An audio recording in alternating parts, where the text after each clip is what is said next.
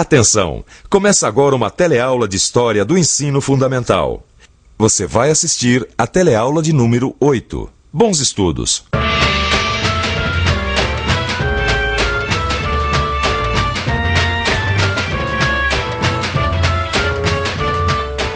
Nas aulas anteriores, a gente viu como era a vida dos escravos no campo. Mas não era só na zona rural que existiam escravos na época do Brasil colônia. Eles também estavam presentes nas cidades daquela época. Mas como será que eram essas cidades? E de que forma os escravos viviam nelas?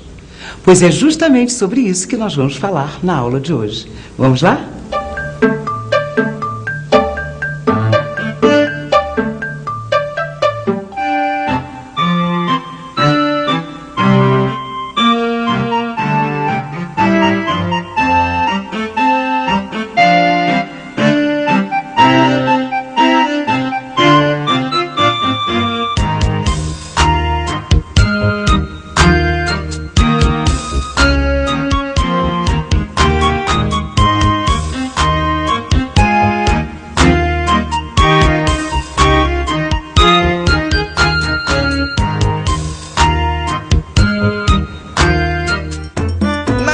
Esse prédio foi construído há mais de 200 anos. O Brasil ainda era uma colônia de Portugal e apenas 50 mil habitantes moravam por aqui. Mas como será que era a cidade na época em que esse prédio aí foi construído?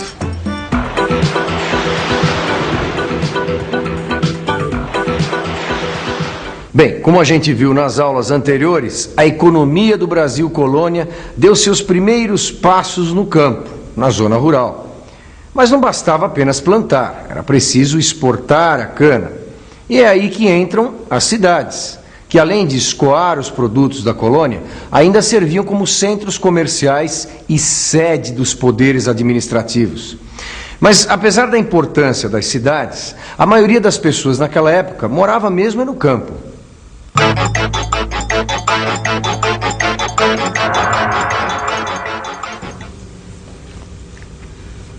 No fim do século XVIII, as 5 principais cidades brasileiras somavam juntas apenas 5,7% da população brasileira.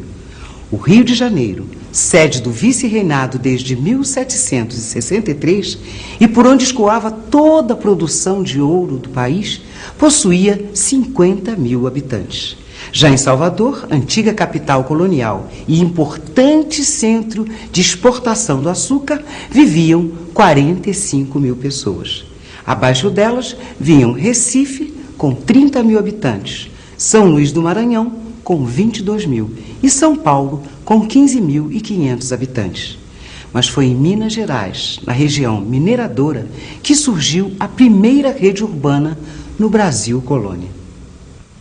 Estamos na cidade de Ouro Preto, dentro de uma liteira.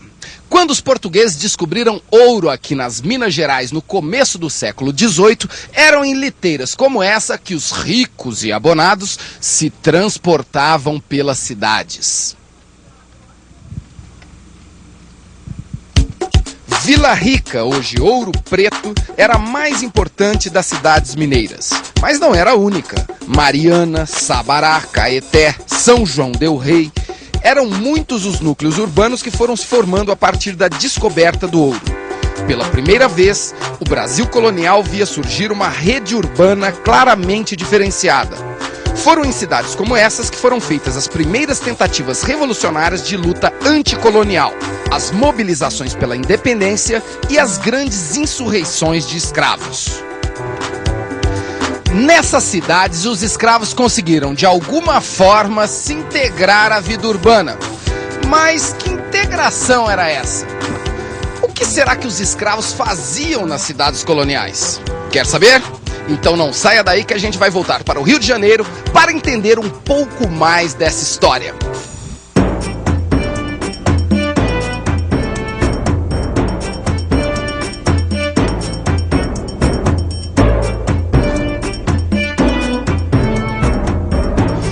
No início do século XIX, o Rio de Janeiro era a sede de governo da metrópole e a principal cidade da colônia. Sua importância administrativa e comercial acabou favorecendo o crescimento de atividades mercantis, prestadoras de serviços e até mesmo manufatureiras. Naquela época, o Rio de Janeiro tinha a maior população de escravos urbanos das Américas. Só para você ter uma ideia, em 1821 havia cerca de 40 mil escravos numa população de 86 mil habitantes. Bom, eu não queria entrar nessa aula, mas eu já vi que essa história está precisando de um detetive. Afinal, ninguém aqui se perguntou uma coisa fundamental. Qual era a dos portugueses? O que eles queriam ao fundar cidades no interior do Brasil? Você já parou para pensar nisso? Eu andei investigando o assunto e descobri umas coisas muito interessantes. Por exemplo, a fundação de cidades no Brasil fazia parte de uma estratégia dos portugueses. Os portugueses queriam garantir um domínio permanente sobre a colônia e fundavam cidades para que elas servissem como postos avançados da coroa portuguesa, porque era nas cidades que os portugueses impunham seus costumes, sua cultura, seu comércio. Era a partir das cidades que eles exerciam seu domínio econômico e militar sobre o Brasil. Mas aqui vai uma pergunta. Qual era a diferença entre as cidades coloniais brasileiras e as cidades da América Espanhola? Ao contrário das cidades fundadas pelos espanhóis, as cidades fundadas pelos portugueses no Brasil não eram planejadas. As cidades fundadas na América Espanhola pareciam um tabuleiro de xadrez, com desenho geométrico. Já as nossas cidades coloniais cresciam sem maiores planejamentos. O desenvolvimento das nossas cidades acontecia muito mais em função do relevo, dos aspectos naturais do terreno, do que em função de algum desenho geométrico. Se a gente prestar atenção nos centros históricos de Salvador, do Rio ou de Olinda, vai perceber isso claramente. Outra coisa que chama a atenção nelas é a importância da igreja. Repare na grandeza das igrejas e conventos, que mostram o poder que a igreja mantinha no Brasil colonial. A arquitetura das cidades também fala muito sobre a economia. As maiores atividades econômicas eram o comércio de exportação de mercadorias da colônia e a importação de escravos. Era uma economia basicamente mercantil. Tudo se vendia e se comprava nessas cidades. A mão de obra era a mão dos escravos. As marcas da economia colonial têm sempre os sinais da escravidão. Tem mais uma coisa que eu gostaria de investigar. Quais as maiores diferenças entre as cidades coloniais e as nossas cidades hoje em dia? Você acabou de ver as marcas deixadas pelo trabalho escravo. Isso mesmo, não tem mais escravidão. Outra diferença importante: a igreja não ocupa mais o centro do poder na vida das cidades. E o que mais?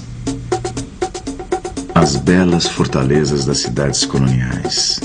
Hoje, nenhuma cidade brasileira é protegida por fortificações. Mas as cidades coloniais, todas tinham seus fortes, com os canhões apontando para os principais acessos de entrada. Você que é operário deve ter atentado para um detalhe fundamental. As cidades coloniais não tinham indústrias, como quase todas as cidades brasileiras de hoje em dia. Assim como não tinham a maioria dos equipamentos da era industrial, como água tratada, esgotos e, é claro, rede de energia. Bem, para que você tenha uma ideia clara das semelhanças e diferenças entre as cidades coloniais e as atuais, guarde bem esses aspectos. Nas cidades coloniais, todos iam a uma igreja católica diariamente. Hoje existem muitas igrejas, muitas religiões e hábitos muito diferentes de frequência. As cidades coloniais eram fortificadas, as atuais não são. O porto era o principal local de entrada e saída de pessoas e mercadorias. Hoje, ele divide seu espaço com os meios de transporte aéreos e terrestres. No lugar das câmaras e cadeias do antigo poder lusitano, nós temos as prefeituras, os governos de estado, as delegacias, os fóruns. E no lugar do predomínio do comércio, temos indústria, comércio, livre iniciativa e serviços. Como você pode perceber, não é preciso ser economista e nem detetive para concluir que ainda hoje as marcas do passado se confundem com as do presente. A realidade brasileira é uma mistura do que nós fomos, com o que nós somos agora e ainda com o que nós queremos ser no futuro. Como você pôde perceber, as cidades brasileiras nos deixaram uma herança cultural riquíssima, especialmente um estilo chamado barroco colonial brasileiro. que nós podemos ver até hoje nas igrejas mais antigas, como as de Minas e as da Bahia, e nas famosas obras do escultor e arquiteto mineiro Aleijadinho. E o interessante nas obras de arquitetura do nosso barroco colonial é que elas eram adaptadas ao nosso clima tropical. E esse é um patrimônio que nós devemos preservar para manter viva a nossa memória, a nossa identidade cultural. Até porque a melhor maneira de aprender história é estudando o lugar onde a gente vive, a nossa própria cidade. E nas cidades, cada vez mais existem bens tombados, ou seja, edifícios históricos, parques e monumentos que têm sua preservação garantida pela lei. É uma maneira de garantir a nossa memória e de você aprender mais sobre a sua história. Atenção, se liga aí que é hora da revisão. Na aula de hoje, a gente viu como eram as cidades brasileiras na época colonial, como era a vida dos escravos nessas cidades e as transformações urbanas que aconteceram até hoje. A gente viu também a importância da preservação da memória histórica das nossas cidades. Pois é, a gente chega ao fim de mais uma aula. E eu gostaria de deixar uma pergunta aqui no ar para você refletir com seus colegas. Quais são os aspectos econômicos, sociais e políticos que diferenciaram as cidades na ordem escravista? Como no Brasil colonial, cidade e escravidão conviviam? Calma, não precisa responder agora, mesmo porque o programa já está terminando. Antes, leia o livro, tire suas dúvidas, faça os exercícios.